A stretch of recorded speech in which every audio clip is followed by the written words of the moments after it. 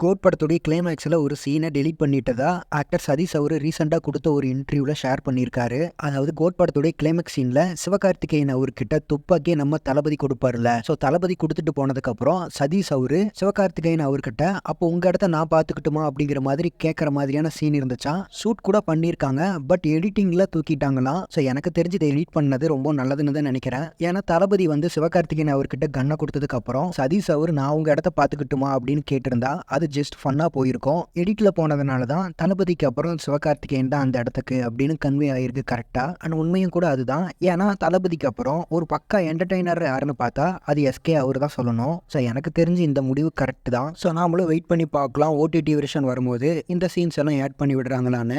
S தளபதி ஃபேனா இதெல்லாம் விட்டால் நல்லாயிருக்கும். தென் ஃபைனலாக இந்த நியூஸ் பற்றின உங்களுடைய ஒப்பீனியனை கமெண்ட்ஸில் சொல்லுங்கள். அண்ட் இது மாதிரியே தளபதி பற்றின அப்டேட்ஸ்க்கு நம்ம சேனலை மறக்காமல் சப்ஸ்கிரைப் பண்ணுங்கள். Thank you friends.